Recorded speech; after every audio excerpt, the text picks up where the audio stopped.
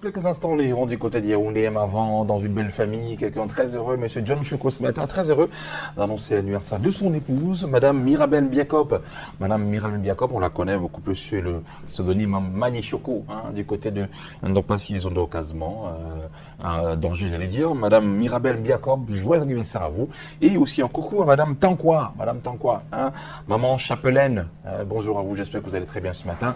Le partage du gâteau aura lieu samedi au domicile de Monsieur John Choko pour son épouse Mirabel Biakop. Il est temps de s'intéresser aux quotidiens et autres journaux paraissant au Cameroun. L'actualité vue par la presse papier camerounaise, c'est maintenant une signature de Ghislain Pierre-Essonneau et Michael Tipkio, direction Yaoundé pour y retrouver Monsieur Ghislain Pierre-Essonneau. Bonjour Ghislain, c'est à vous. Bonjour Douala, bonjour Soflan, bonjour également à Thierry Carole. Je vous accueille tous les deux, le cœur enflammé de joie ici même à Yaoundé. C'est la capitale camerounaise.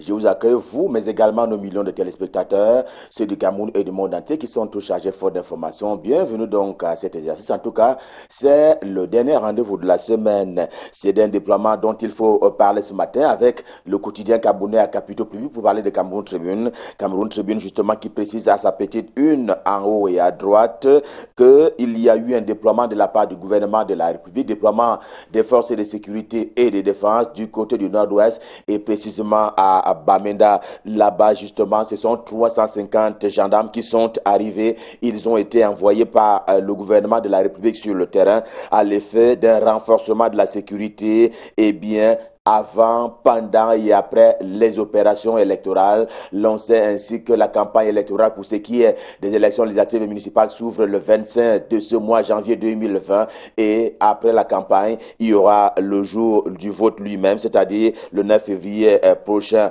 En tout cas, Cameroun Tribune parle justement de ce fait-là car il est à la fois symbolique et significatif. Question bien entendu de mettre les Camerounais tantôt candidats, tantôt électeurs à l'occasion de cette compétition politique en sécurité, y compris sur le plan psychologique. Nous n'en sommes pas encore là. Nous n'en sommes pas encore au 9 février prochain qui est un rendez-vous électoral au Cameroun. Mais Cameroun Tribune, édition de ce jour, fait dire que le palais de l'unité, le palais présidentiel, verra briller une fois encore les dames, les belles et grandes dames, épouses des membres du corps diplomatique accrédité à Yaoundé dans un premier temps et dans le second, celles des membres des corps constitués nationaux et bien qui vont ainsi aller dire bonne année, Madame la First Lady, pour parler de l'épouse du chef de l'État, Chantal Biya. Hier déjà, rappelle justement Cameroun Tribune, c'est le président de la République lui-même qui signait un peu ses rituels républicains. Il recevait au palais de l'unité les vœux également des membres des corps constitués nationaux,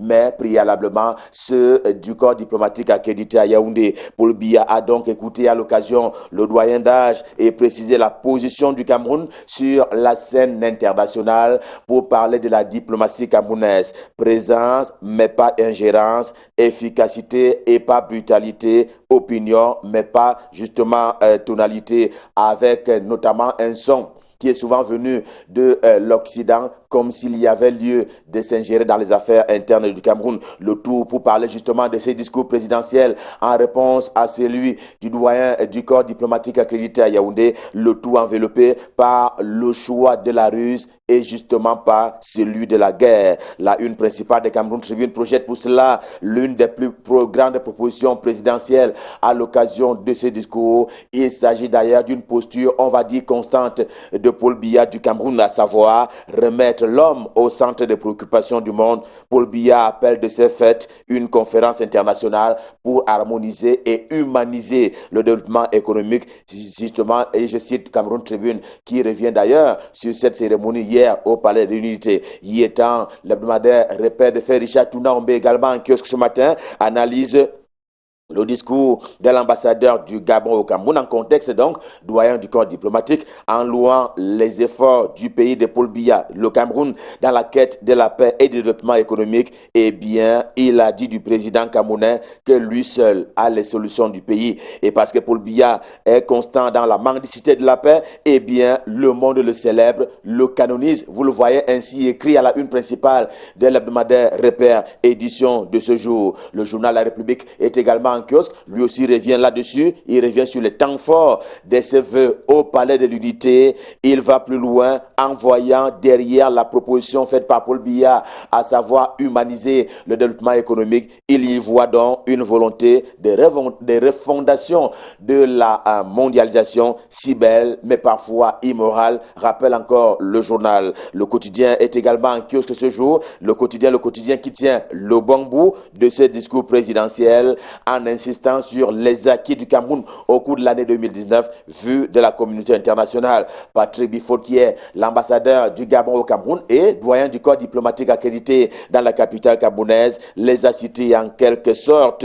Le grand dialogue national, le GDN, les textes de loi qui ont récemment été votés par le Parlement camerounais, l'Assemblée nationale et le Sénat participent justement de cette volonté de recherche des voies de sortie définitive de la crise anglophone, du nom justement de cette crise sociopolitique que le Cameroun traverse en ces deux régions, le nord-ouest et le sud-ouest, depuis un peu plus de 3 ans maintenant. Le quotidien L'Épervier est également en kiosque ce jour. Il s'est attelé à ressortir les chiffres de cette rencontre entre le chef de l'État, le président camerounais et les convives de circonstances. Ils étaient alors regroupés en 34 délégations du côté du palais de l'unité. Au cours de cette cérémonie, le quotidien Mutation, le journal de Georges-Alain Boyomo, celui de la rue de l'aéroport, eh bien, il a noté des faits discursifs alternatifs et opposés à la fois lors du bain de revoir du président Paul Biya à ses invités. Ces faits, ce sont les très courtes paroles que chacune des personnes justement qui a été saluée par le président camerounais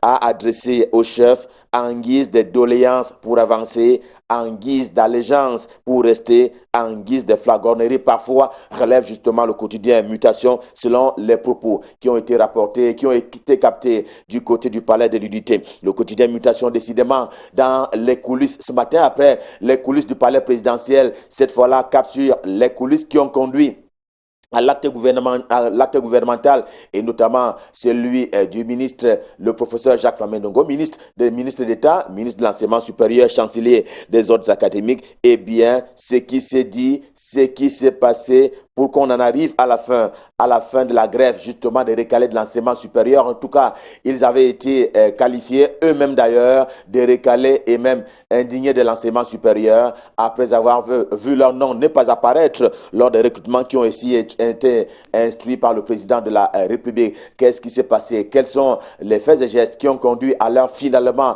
recrutement, à leur attribution à un matricule dans l'une des universités d'État du Cameroun? En tout cas, c'est ce que propose Mutation dans sa livraison de ce jour. Réalité de Paul Ngouaré Kindi s'intéresse également à cette actualité. Il ne veut pas savoir ce qui s'est passé. Le plus important pour le journal, c'est que la fin a justifié les moyens qui ont été utilisés par les manifestants. Le gouvernement a accédé à leurs revendications, somme toute légitimes, d'où il faut saluer la sagesse du professeur Jacques Famendongo, ministre d'État, ministre de l'Enseignement supérieur, chancelier des ordres académiques, qui est par ailleurs un chef traditionnel. Un acte d'apaisement qui instruit au recteur d'offrir donc des matricules à ces Camerounais, ces autres Camerounais d'une valeur certaine, qui vont ainsi se mettre également au service de la République. Réalité de Paul Ngouaré Kindi, dans sa une principale ce matin, loue donc cet acte qui a été pris avec beaucoup de détermination de la part du gouvernement de la République. Le ministre camerounais en charge de l'enseignement supérieur était donc sur le terrain de la manifestation et les mesures ont été prises, toutes les mesures et les bonnes mesures. Et en une principale, le quotidien bleu, pour parler justement du jour, il fait le point sur l'état de la corruption au Cameroun. Le journal s'appuie d'ailleurs, lui, sur le dernier rapport de la Commission nationale anticorruption, pour parler de la CONAC, en filigrane les mêmes secteurs qui se discutent. La Palme d'Or au chapitre justement des actes et pratiques de la corruption. Le classement est donc à retrouver ce matin en page 2 du quotidien bleu. Le jour du jour, c'est le journal d'Aman Mana. Des Horizons, le journal camerounais d'expression anglaise, parle ce matin et s'ouvre d'ailleurs par Peter Ngofor. C'est un Camerounais d'expression anglaise qui relève justement de la société civile. Il se prononce lui aussi sur ce qu'il est convenu d'appeler la crise anglophone. Sa solution, c'est l'amnistie a décidé et a décrété par le président de la République à l'adresse de tous les séparatistes. En tout cas, c'est ce que propose ce Camerounais dans les colonnes du journal de Horizon, édition de ce vendredi. Quant aux financiers d'Afrique, le journal qui traite au quotidien des questions économiques et financières, la météo au ministère des Finances retient son attention et cette météo-là donne à savoir que LPM, lui Paul Moutazeux, a donc signé très récemment encore une circulaire qui rappelle la voie royale pour l'acquisition des véhicules administratifs. Objectif bien entendu et qui est avoué éviter le gaspillage financier par le matériel roulant, quoi qu'il en soit. En tout cas, c'est la circulaire, celle du ministre Louis-Paul Moutazi en charge des finances, qui a donc retenu l'attention du quotidien Le Financier d'Afrique, lui aussi paru ce matin, et il est en kiosque au même titre que toutes les autres parutions auxquelles nous avons fait allusion à l'occasion de la revue de presse Made in Yaoundé édition de ce vendredi. C'était le dernier rendez-vous de la semaine. Bien entendu, nous vous avons servi le cœur enflammé de joie. Pour le moment, rendons-nous du côté de Douala, c'est la capitale économique du Cameroun, pour y retrouver l'homme à l'adresse particulière. J'ai nommé Michael Tikio pour la suite et la fin de la revue de presse. Bonjour Michael, c'est à vous à Douala. Bonjour Ghislain Pierre et la suite de la revue de presse à Douala avec le quotidien, la nouvelle expression qui nous reparle de la situation sécuritaire dans les régions du nord-ouest et du sud-ouest du Cameroun à quelques jours du double scrutin législatif et municipal qui se tiendra le 9 février 2020 au Cameroun. Le journal qui parle justement de ce contingent militaire arrivé dans le nord-ouest et le sud-ouest du Cameroun. Plus de 700 soldats ont donc été déployés sur le terrain pour mettre justement la paix, pour pacifier le terrain avant l'ouverture de la campagne électorale dans quelques jours seulement et même la tenue de ce double scrutin.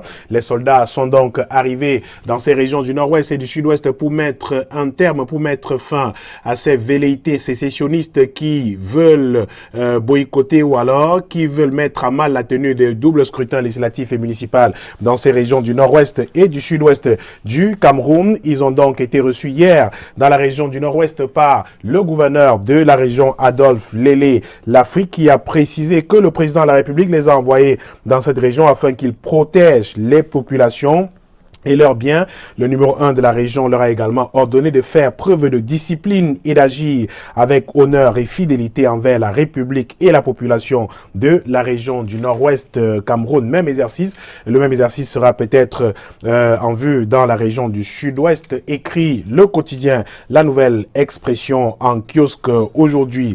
Et au sujet de la crise dans les régions du nord-ouest et du sud-ouest du Cameroun, toujours, le journal de Séverin Tchouke parle ce jour de ce discours du président de la République hier, justement à l'occasion de l'échange, la cérémonie d'échange de vœux entre lui et le corps diplomatique accrédité au Cameroun. Le président de la République qui a donc remercié les soutiens de notre pays dans cette lutte contre les sécessionnistes dans le nord-ouest et le sud-ouest. La France notamment a été couverte de louanges, constate le journal La Nouvelle Expression au cours de l'adresse présidentielle à ce corps diplomatique. Un discours quelque peu en rupture avec celui de janvier 2019. En effet, constate La Nouvelle Expression, la France a été nommément citée à 2 reprises et implicitement mentionnée une fois encore par le président de la République. Une flopée de louanges saluant l'engagement de ce pays dans divers domaines dans notre pays. Des louanges qui sont en rupture, écrit La Nouvelle Expression, avec le discours de Paul Biya du 9 janvier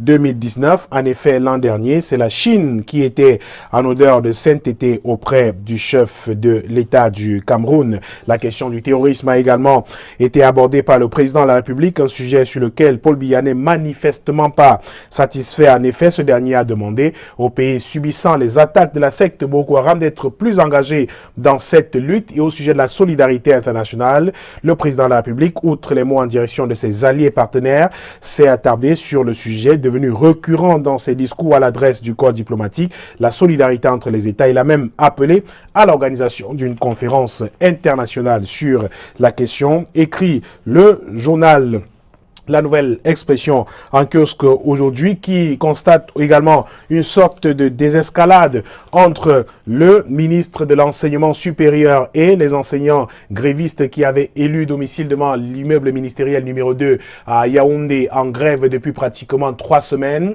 La grève a donc été finalement levée hier à l'issue d'une concertation entre le ministre Jacques Famdongo et les nombreux grévistes. Des points de compromis ont également été trouvés. Pas que tous les grévistes sont satisfaits, mais justement la deuxième opération qui sera lancée, la deuxième phase du processus de recrutement de 2000 enseignants titulaires du doctorat dans les universités d'État du Cameroun semble justement satisfaire ces nombreux enseignants qui étaient en grève jusqu'à hier devant l'immeuble ministériel numéro 2 à Yaoundé. Le quotidien Le Messager également en kiosque ce jour nous reparle de ce conflit armé dans les régions du nord-ouest et du sud-ouest de notre pays avec cet imbroglio autour de l'aide humanitaire. On se souvient encore de cette sortie du ministre de l'administration territoriale il y a quelques jours au sujet de l'assistance humanitaire. Le ministre Paul Atangandji qui affirmait d'ailleurs avoir convoqué à plusieurs reprises les partenaires du système des Nations Unies et les ambassadeurs de l'Union européenne pour leur communiquer une information selon laquelle, sur la situation justement des déplacés internes, la bonne information. D'ailleurs, écrit le Messager, des organisations qui apporteraient du soutien aux combattants séparatistes laissaient croire le propos du ministre, l'armée camerounaise qui avait effectué un contrôle inopiné dans un convoi d'un partenaire humanitaire. Il y avait du riz, du savon, des boîtes de conserve, mais paradoxalement dans un camion, précisait le ministre de l'administration territoriale. Il y avait 3 caisses de munitions et bien d'autres, des propos justement tenus depuis quelques jours par le ministre qui semble fâcher certaines organisations humanitaires qui ne se reconnaissent visiblement pas dans cette sortie du ministre de l'administration territoriale. Une source gouvernementale confiée au journal Le Messager ce jour confie justement que Yaoundé a réitéré l'autorisation aux agences des Nations Unies d'exercer dans le nord-ouest et le sud-ouest du Cameroun jusqu'à retirer plutôt cette autorisation jusqu'à nouvel ordre et aucune des organisations humanitaires citées n'a confirmé cette information, précise le quotidien Le Messager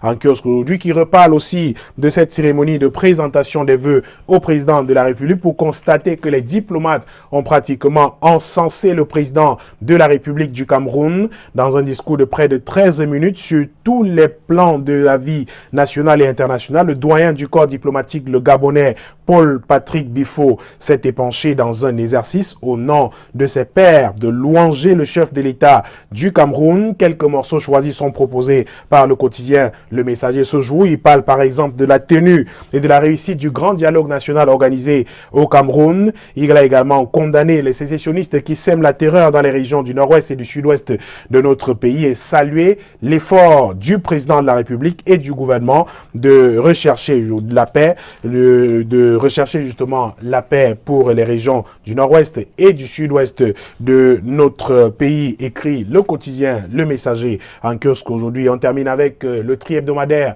régional d'information du Nord Cameroun, l'œil du Sahel, qui nous parle à sa une de ce contrôle administratif, ces contrôles administratifs et fiscaux. Le ministre des Finances qui est monté au créneau justement pour mettre un terme à ce qui s'apparentait désormais en harcèlement des entreprises dans notre pays au sujet de ces contrôles administratifs et fiscaux. Paul Motazé qui enjoint ses collaborateurs de privilégier les interventions conjointes auprès des opérateurs économiques. C'est donc la fin pratiquement de ces harcèlements pour de nombreuses entreprises qui accueillent ceci comme une bonne nouvelle. Et le journal qui nous amène justement à Maroua pour parler de cette campagne justement qui vise à donner des repas gratuits pour les enfants de la rue.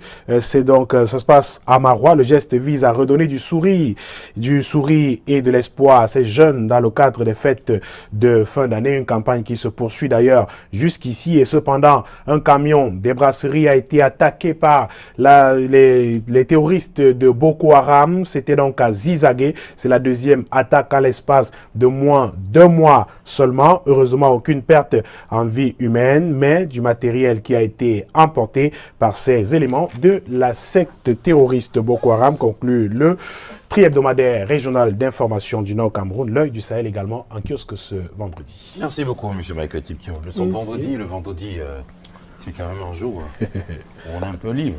Ah oui. On est un peu détendu, c'est propre quand même. Oui, un peu libre. Non, mais pour le moment, on doit là encore. Ouais. Le reste, ce sera peut-être pour plus tard, peut-être samedi soir, pourquoi pas. Pour le moment, on est encore là parce qu'on a la charge de conduire le journal de ce soir sur nos antennes à 19h50. Voilà. Ce sera encore travail toute la journée et puis on aura le temps de se détendre, pourquoi pas ce soir ou demain. Mais on va dire tout simplement félicitations au capitaine EFA, qui va bien sûr arroser son magnifique galon demain samedi. Ah ouais. Donc, demain samedi, on sera de ce côté-là. Tout à fait. On a un anniversaire de Mirabel, l'épouse de John Choco, on sera là-bas. Ouais. On a notre ami Gilles Trésor Tanan qui va convoler en juge de noces, on Ouais. sera là-bas. Ah ouais. Donc la journée de samedi sera super. Un samedi de fête finalement. Ouais, Ouais. samedi, on n'a pas le temps. On a vraiment pas le temps. Hein. Il y a Cyril Bogico, le président directeur général de Balafon Group, qui a un an de plus et la célébration c'est demain. Il y a également le communicateur On va Christian s'en Béas sortir. qui a un an de plus et la célébration c'est encore demain. Waouh! Que des fêtes demain. Que des fêtes. Faudra Joyeux se les anniversaire. partager. Hein. Voilà, merci beaucoup Michael. Merci, Joyeux Sophie. anniversaire aujourd'hui à Sunju Noulagé Freddy, qui nous regarde ce matin. Sunju Noulagé Freddy, joyeux anniversaire à vous. Joyeux anniversaire également à Madame Junji, sous le ciel de Douala. Tout de suite, une petite page de publicité.